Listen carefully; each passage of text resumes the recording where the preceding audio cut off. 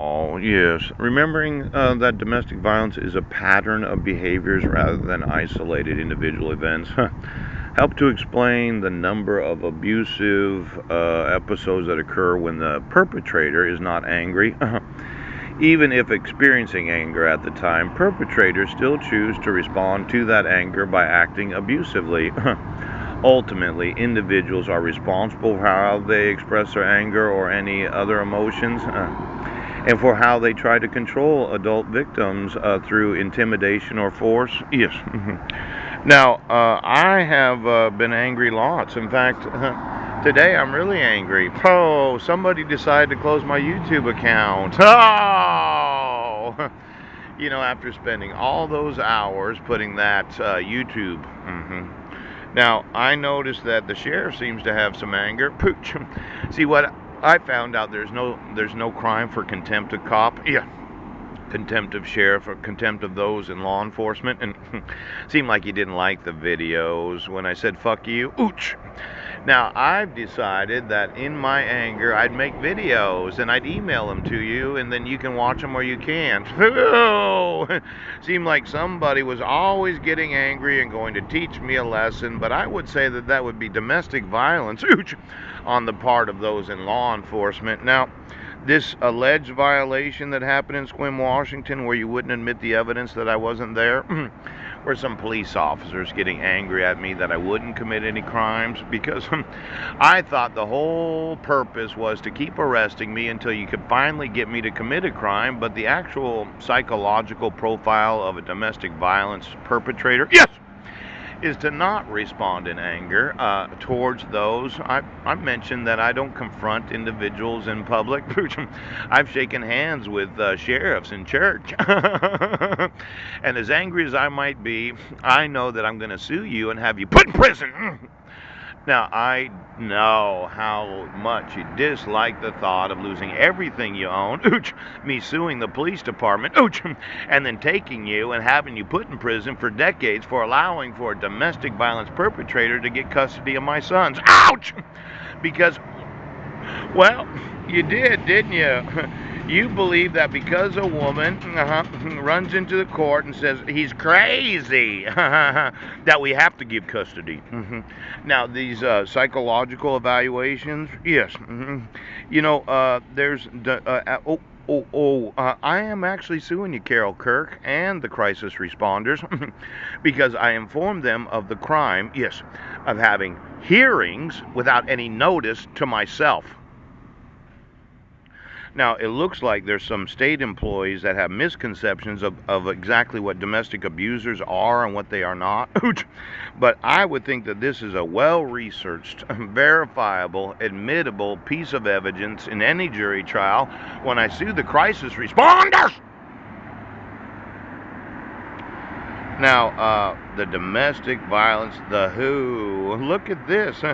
They spent approximately 40, 50 pages of documented profiles and psychological evaluations of the last 30 years. But you said, well, he's going to become more violent. I wasn't in Brennan, Washington. Majority of DV perpetrators in heterosexual relationships are male, while the abused parties are female.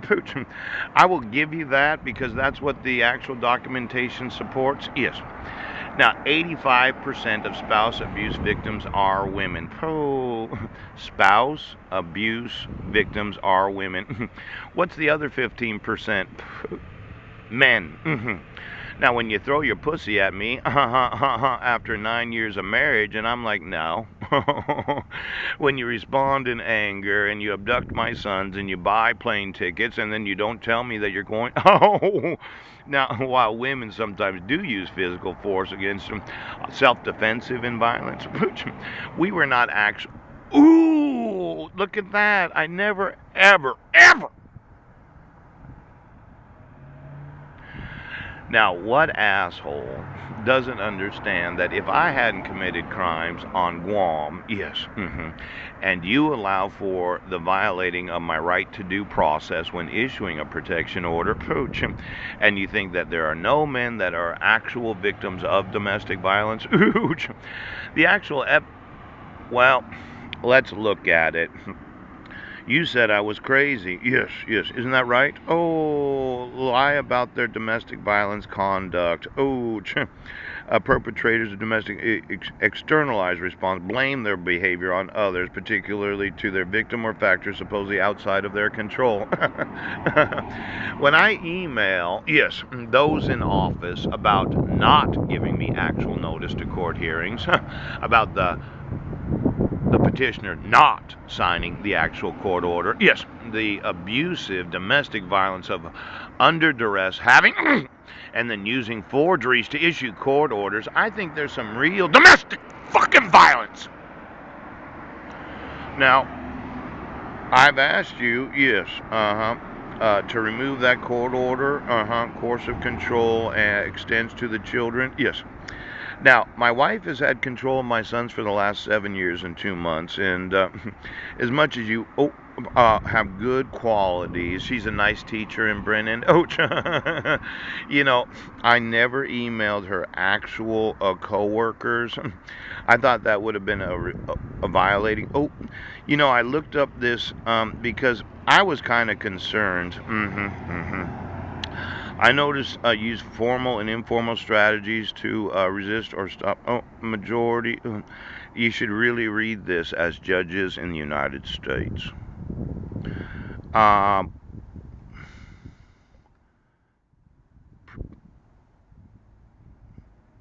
The children as victims of domestic violence. Ouch.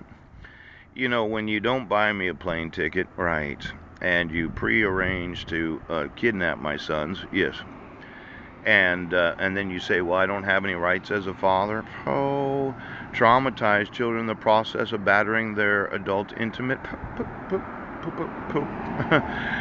Uses children to coercively control the adult victim.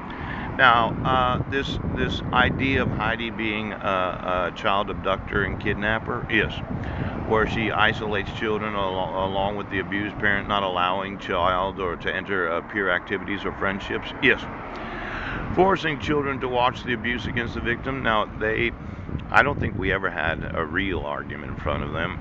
I was somewhat controlled in my.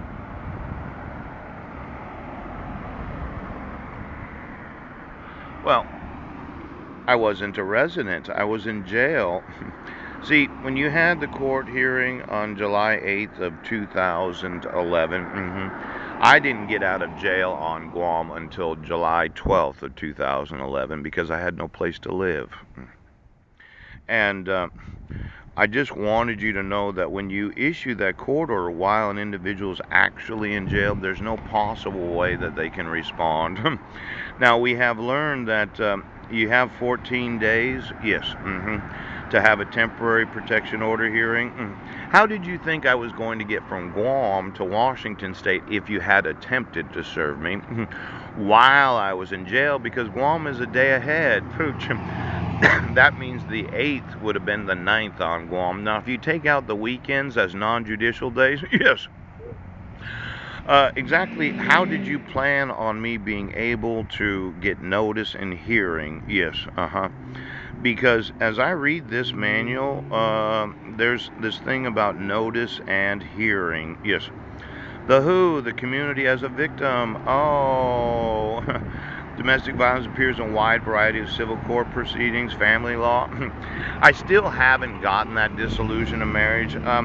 Did you put anything about parenting and mental health evaluation and all the other shit that you wanted me to do? Now, the statutory framework of Washington State, yes, because I did read through these. A clear public policy, to prevent domestic violence, policy the legislature has sought to further by taking clear, concrete actions to encourage domestic violence victims to end abuse, leave their abusers, protect their children, and cooperate with law enforcement and prosecution efforts to hold the abuser accountable. Now, I would say Heidi's the abuser. She hit me. Yes. She sexually assaulted me. She was manipulative. Pow! And they do not define a separate crime of domestic violence as is done in some states. Now, this is with limited exceptions. The Washington approach is to rely upon the, what's this here? The existing criminal statutes, yes, Now, legislative goals, yes, Purpose of the chapter, okay. Now, when you issued a protective order, because of the serious nature of domestic violence, the court in domestic violence sanctions shall not dismiss any charge or delay disposition because of concurrent dissolution or other civil proceedings. Now, the nice part is I wasn't a resident of Washington State. Yes, you waited to arrest me for violating of the protection order where I was not given any due process. Yes, before you served me the dissolution of marriage. Now, it looks to me like it was in bad faith, manipulative, coercive, ouch! See, when the sheriff's department doesn't realize, yes, that a spouse that has issued a protection order against another spouse that happened to reside on a U.S. territory, yes, without any notice or hearing, yes, and then you decided you'd serve me and arrest me at the same moment, pooch! It actually does violate numerous these concurrent dissolution and civil proceedings. See, on May 24th of 2012, Judge Ken Williams allowed for a dissolution of marriage without realizing that I'd be arrested 4 days later. Pow!